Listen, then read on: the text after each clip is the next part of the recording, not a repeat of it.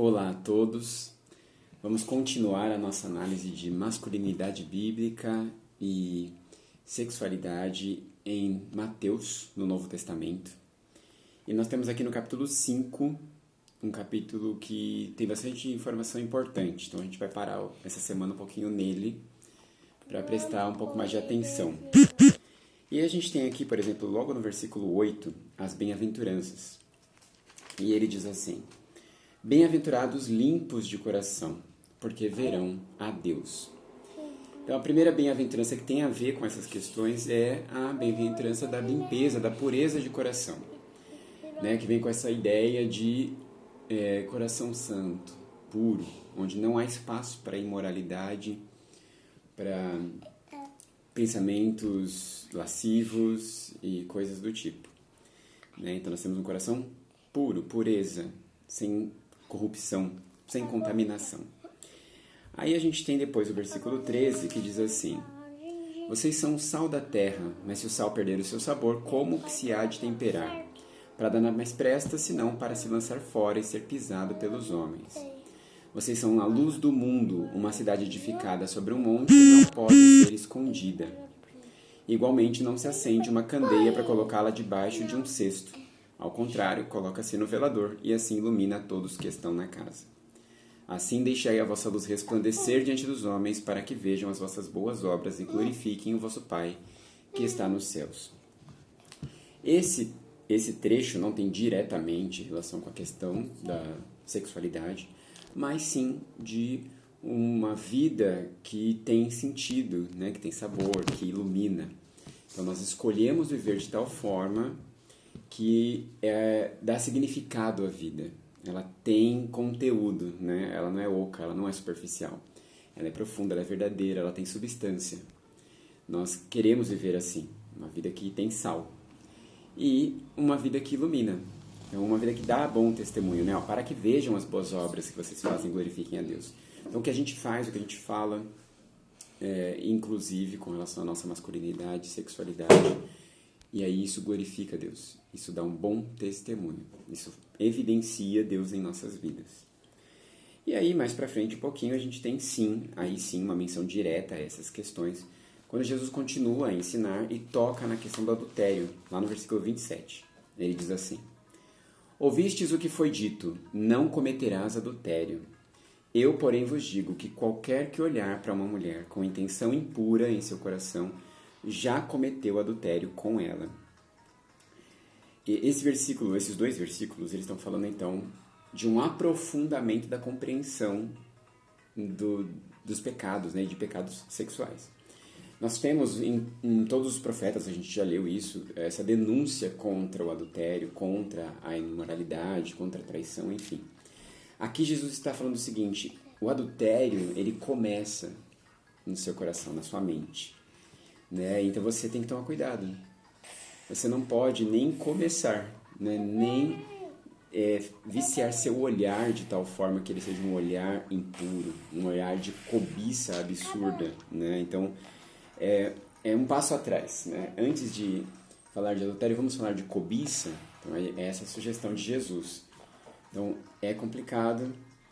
Começa nesse quesito cobiça o problema. Então, é isso que a gente tem que tratar em primeiro lugar.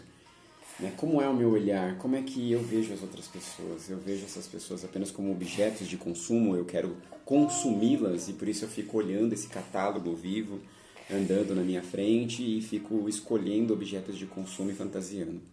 Então, a gente está falando, esse é o problema. Corrija isso, corrija na fonte, né? Esse olhar associado a essa fantasiação.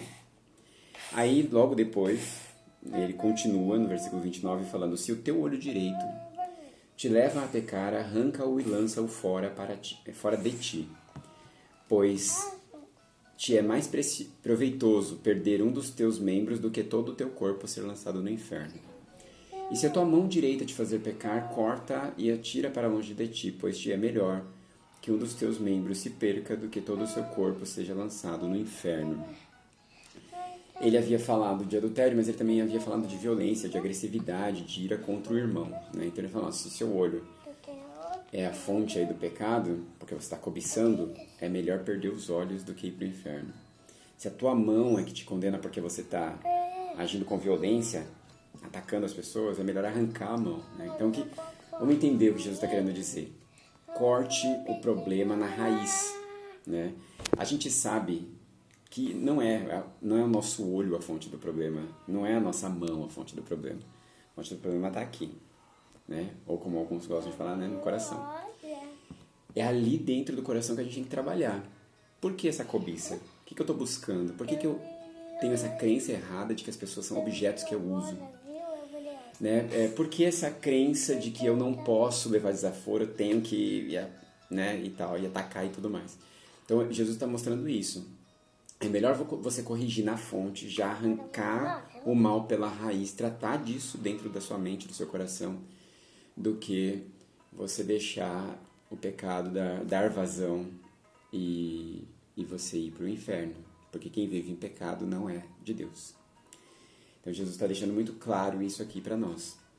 E aí ele continua mais um pouquinho dizendo o seguinte, no versículo 31. Foi dito também, aquele que se divorciar da sua esposa deverá dar a ela uma certidão de divórcio. Eu, porém, vos digo, qualquer que se divorciar de sua esposa, exceto por imoralidade sexual, faz com que ela se torne adúltera, e quem se casar com a mulher divorciada estará cometendo adultério. As pessoas pegam esse texto e querem discutir quando que pode divorciar, quando que não pode, mas é exatamente sobre isso que Jesus está falando.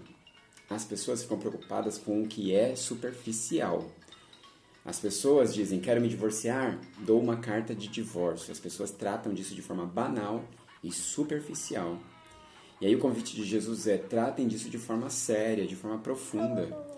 Um casal não deve se separar, não deve desmanchar a sua união, a não ser que um dos dois já tenha, né, trazido a imoralidade total para dentro do casamento e já esteja, né, traindo o vínculo, né, traindo esse laço, esse relacionamento, essa aliança tão séria.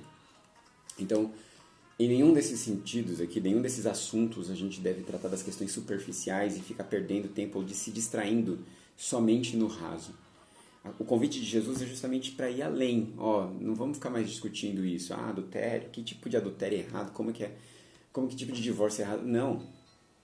Qual é a raiz desse problema? É errado, já está claro. Qual é a raiz? O que está causando isso? Né? Por que fazer isso? Né? Quão sério é isso? Você banaliza ou você sabe que é sério? Né? Jesus está falando sobre isso. Né? Uma carta de divórcio não é só isso, não é só um procedimento legal, não é só um papel, não é só um documento. Né? Você está falando de duas vidas que estavam juntas para a glória de Deus e que estão se desmantelando, esfarelando, se soltando. E isso é muito sério. Né? E as pessoas têm um vínculo muito forte devido ao casamento, devido à relação sexual. E aí está falando, aí você separa isso, acha que a sua mulher pode ir para outro homem que está tudo certo? Não está. Vocês estão corrompendo, porque adultério significa isso, vocês estão corrompendo a sexualidade. Ela é uma corruptora da sexualidade e você também, é isso que ele está mostrando. Né? Porque a gente usa a palavra adultério e ela vira uma palavra solta, assim, sem significado muitas vezes. Adultério é quando alguém trai alguém. Ele está falando de corromper, adulterar é deformar, corromper o propósito original. Então, se vocês eram casados e vocês se separam por qualquer bobagem, vocês estão corrompendo o propósito original do casamento. Essa é a informação aqui. E aí ele continua mais um pouquinho, pula, né, lá para frente, assim, versículo 43, ele diz assim, vocês ouviram o que foi dito? Amarás o teu próximo e odiarás o teu inimigo? Eu, porém, vos digo, amai os vossos inimigos e orai pelos que vos perseguem, para que vos torneis filhos de vosso Pai que está nos céus, pois que ele faz raiar o seu sol sobre os maus e bons, e derrama chuva sobre os justos e injustos. Porque se amardes os que vos amam, que recompensa tendes? Não fazem os publicanos igualmente assim? E se saudardes somente os vossos irmãos, que fazeis de notável? Não agem os gentios também desta maneira? Assim sendo, sede vós perfeitos, como perfeito é o vosso Pai que está nos céus. Então aqui, que é o grande mandamento, né? Aquela questão do amor incondicional entre as pessoas. Ele está falando assim, sejam imitadores do Pai. Ele ama a todos, ele tem uma graça que abençoa a todos, com o alimento, com a chuva, com a bondade dele. Façam assim também. Demonstrem esse carinho, esse amor, esse respeito por todas as pessoas.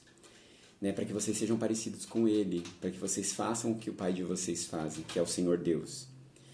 E isso tem uma implicação na sexualidade muito importante, muito profunda, que é não tratar as pessoas como objetos de consumo. Nós passamos a tratar as pessoas como filhos de Deus, como, no mínimo, criados por Deus, que recebem essa graça amorosa de Deus, ainda que se comportem como inimigos, ainda que se voltem contra abertamente, ainda recebem essa graça, essa misericórdia bondosa de Deus sobre todos. E a nossa atitude não pode ser diferente, né? Se Deus me manda amar até quem é meu inimigo, até quem se opõe abertamente a mim, quem dirá tratar com respeito, amor, as pessoas à minha volta, sem tratá-las como objeto de consumo, sem tratá-las como uso sexual, imoral. Então eu devo olhar para as pessoas à minha volta com esse olhar, como casa com o que foi dito antes, inclusive dentro do próprio capítulo, né? É esse o padrão de quem vive no reino de Deus. Alguém que ama e que é gracioso com as pessoas, assim como Deus é. Porque nós refletimos a imagem do Pai em nós. Então, esse capítulo, né, dando uma geral assim, é isso. Ele está nos ensinando a ter um coração puro, uma atitude que respeita as pessoas, que ama as pessoas à nossa volta, a ponto de demonstrar isso com fidelidade, não destruindo o casamento, não desistindo do outro, mas também não traindo o outro, né, sendo fiel, e vivendo uma vida verdadeira, autêntica, com gosto, né, dando bom testemunho, deixando claro para todos que somos filhos do Pai Eterno. Que Deus capacite a cada um de nós.